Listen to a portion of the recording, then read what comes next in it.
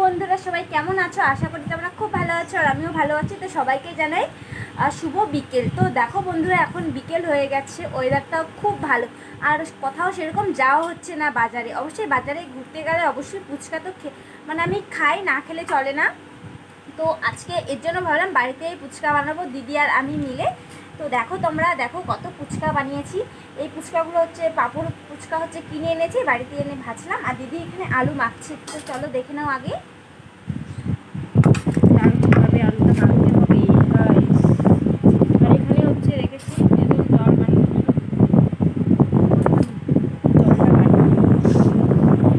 একদম। তো চলো বন্ধুরা, তো আমি এখানে একটা ফুচকার হচ্ছে যেটা পাঁপড় বলবো, যেটা মানে ফুলে উঠে নাই, তো ওটা এখন আমি খেয়ে নিচ্ছি আর এটা কিনতে কিন্তু একদম সেই টেস্ট।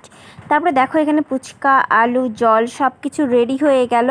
তো চলো এখন হচ্ছে ফুচকা খাই। তো চলো, ফুচকাটা খেতে আমার খুব ভালো লাগে। তো একটা বড় সাইজের একটা ফুচকা নিয়ে নিলাম।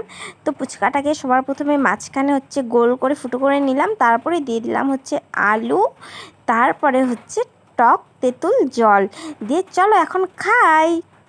তো তোমরা যদি খেতে চাও অবশ্যই কমেন্টে জানিও, নাও তোমরা একটুখানি খেয়ে ট্রাই করো। তো চলো আমি খাই। অনেক টেস্ট বন্ধুরা, তোমরা দেখেই হয়তো বুঝতে পারছো।